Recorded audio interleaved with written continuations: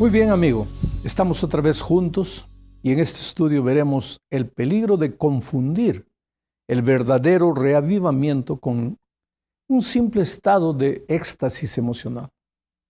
Porque sabes una cosa, los sentimientos humanos son traicioneros. El corazón humano es traicionero, es engañador, mentiroso.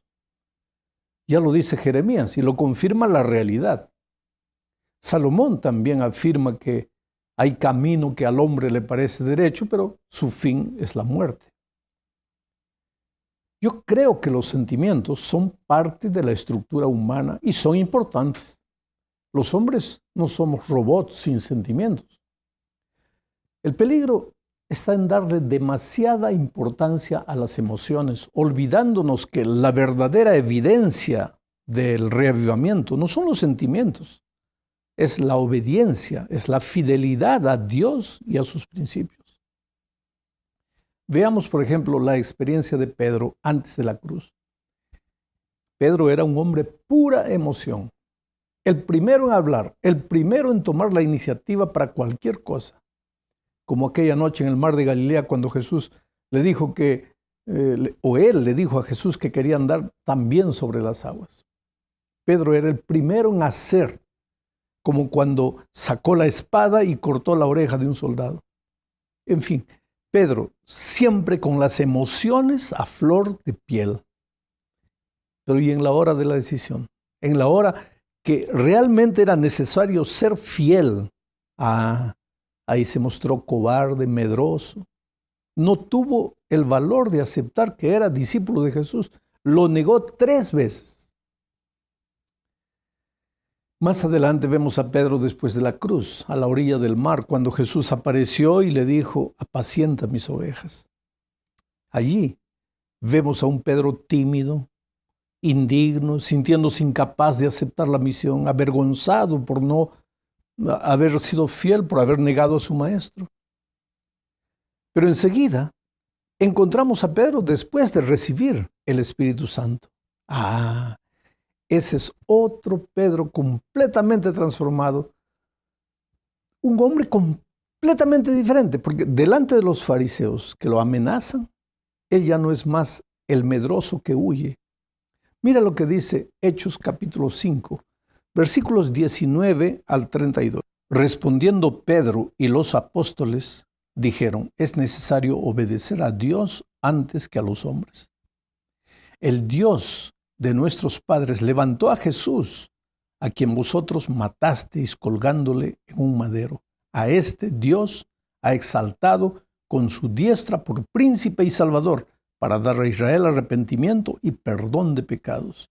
Y nosotros somos testigos suyos de estas cosas, y también el Espíritu Santo, el cual ha dado Dios a los que le obedecen. Puedes percibir la valentía de un hombre transformado por el Espíritu. Bueno, Pedro había recibido vida nueva, había sido reavivado. Ahora él era un hombre dispuesto a morir por sus convicciones. Y esa era la obra del Espíritu Santo. La pregunta que te haría es, ¿te sientes tú parecido con Pedro de alguna manera, en algún aspecto de tu vida? Recuerda que el resumen de esta parte es que el verdadero reavivamiento no es el florecimiento de emociones, sino el florecimiento, si podemos hablar así, de la obediencia, de la fidelidad a los principios divinos. En la segunda parte de este estudio veremos que la obediencia y la fidelidad a Jesús y a sus principios tienen un alto costo. A veces, la propia vida. A lo largo de la Biblia encontramos la historia de hombres y mujeres que pagaron el precio de la obediencia con su propia vida. Uno de ellos es Esteban. Lo apedrearon por causa de su fe, pero él no se amedrontó. Delante del peligro ni de las amenazas, él no cedió. Fue fiel hasta la muerte. Hoy, querido, tal vez Dios no espera que muramos por causa de los principios, sino que vivamos los principios. Hoy tal vez nadie va a ser muerto por confesar el nombre de Cristo y guardar el sábado, pero va a ser despedido del empleo o no va a poder realizar un examen. O simplemente se van a reír de él por defender y vivir sus principios. Si quisiéramos hacer una prueba de fidelidad a Dios hoy, todo lo que tendríamos que hacer es tal vez preguntarnos cómo reaccionamos delante de las personas cuando se enteran que somos cristianos. ¿Qué hacemos cuando todos son llevados por la corriente de la nueva moral? ¿Somos nosotros capaces de decir no? ¿O corremos con ellos para que no se burlen de nosotros? ¿Y qué cuando todos los que están a nuestro alrededor levantan el vaso de cerveza y nosotros no podemos hacerlo? Vuelvo a repetir, no necesitamos morir por Cristo hoy. Lo que necesitamos es vivir por Él, respetando sus principios. Vamos ahora a pensar un poco en la conversión de Saulo de Tarso y la manera como él se dejó guiar por el Espíritu Santo hacia la obediencia, porque la obediencia es evidencia de reavivamiento. Bueno, esta es la tercera parte de la lección. Recuerda que el título de este estudio es La obediencia como fruto del verdadero reavivamiento. Saulo era un perseguidor de cristianos. Era un hombre sincero, sí, aunque la sinceridad nunca fue evidencia de estar en lo cierto.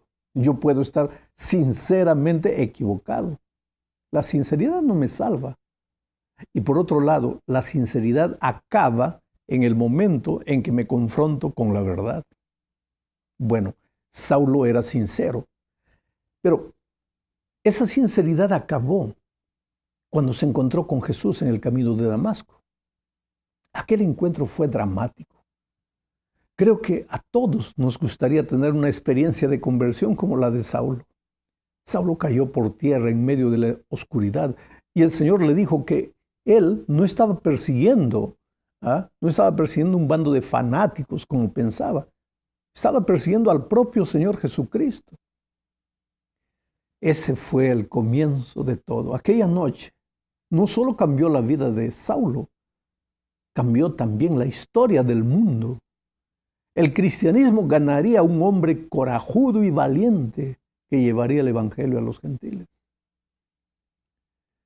Lo interesante de esta historia, y que está relacionado con nuestro estudio de la obediencia, es que después de su conversión al Señor, Pablo recibió la orden que está registrada en el libro de Hechos, en el capítulo 9, en el versículo 6. Dice así: Él, temblando y temeroso, dijo: Señor, ¿qué quieres que yo haga?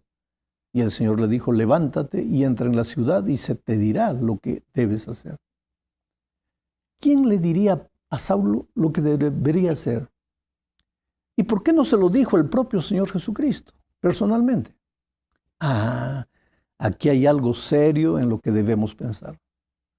La iglesia, querido, tiene un lugar en la experiencia del cristiano. No puedes decir, yo me encontré con Jesús y haré lo que Él me dice, sin importarme con lo que la iglesia piense. No, no puedes hacer eso. ¿Cómo es que Jesús te dice las cosas? A través de su iglesia organizada.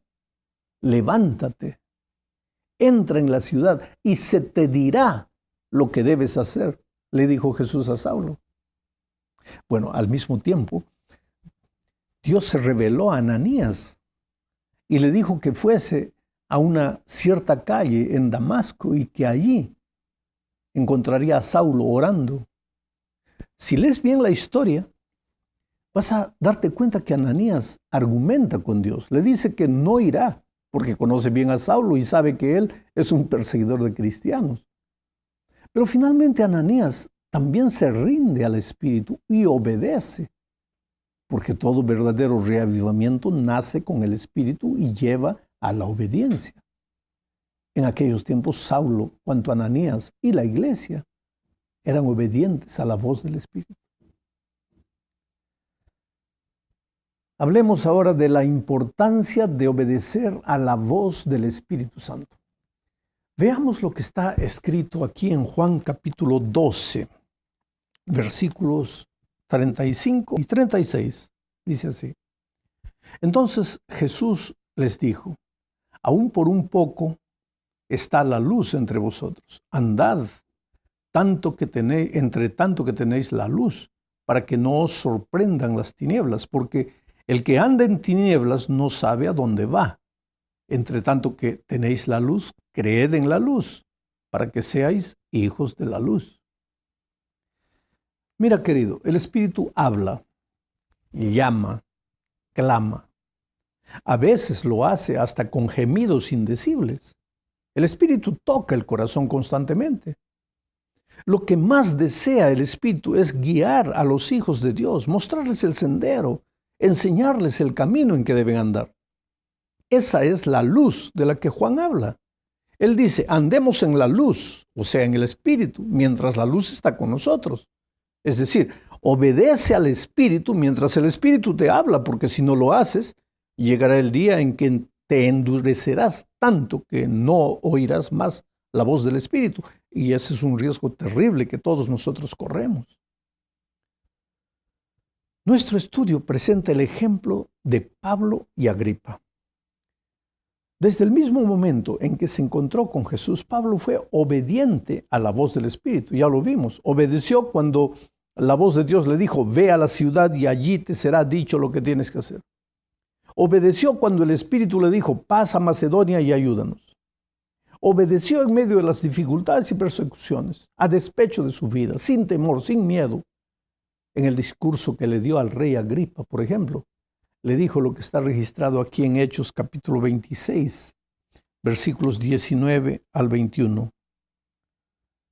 Por lo cual, oh rey Agripa, no fui rebelde a la visión celestial, sino que anuncié primeramente a los que están en Damasco y Jerusalén y por toda la tierra de Judea y a los gentiles que se arrepintiesen y se convirtiesen a Dios haciendo obras dignas de arrepentimiento.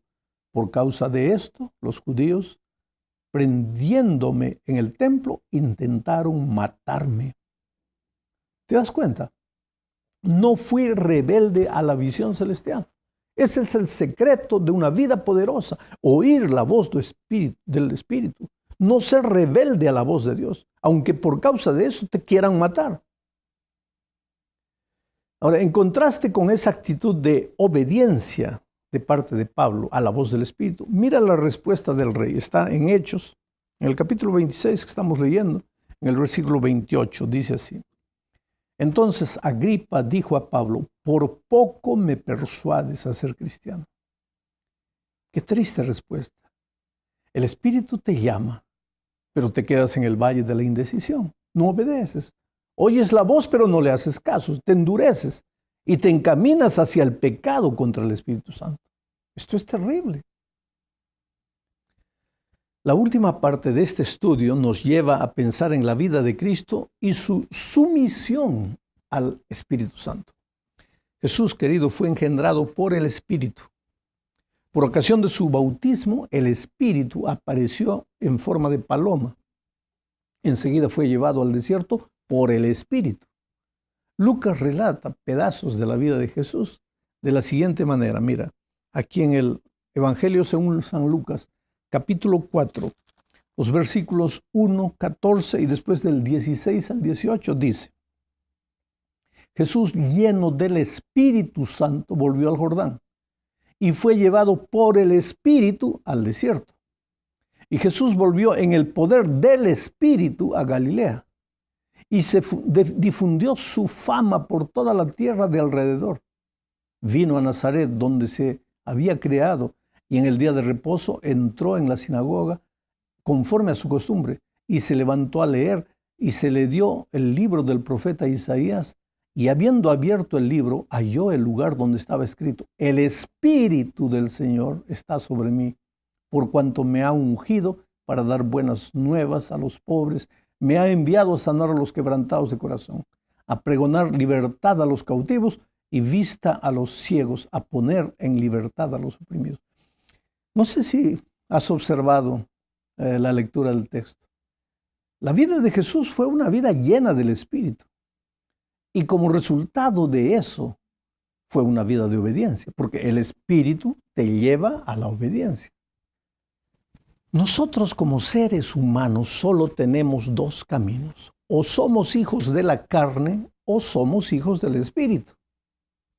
O en nuestra vida aparecen las obras de la carne o aparecen las obras del Espíritu. El apóstol Pablo dice en Romanos capítulo 8, versículo 12 al 15, lo siguiente. Así que, hermanos, deudores somos, no a la carne, para que vivamos conforme a la carne. Porque si vivís conforme a la carne, moriréis. Mas si por el Espíritu hacéis morir a las obras de la carne, viviréis. Porque todos los que son guiados por el Espíritu de Dios, estos son hijos de Dios. Pues no habéis recibido el espíritu de esclavitud para estar otra vez en temor, sino que habéis recibido el espíritu de adopción por el cual clamamos Abba Padre. En resumen, mi amigo, reavivamiento no consiste solo en una conmoción de sentimientos.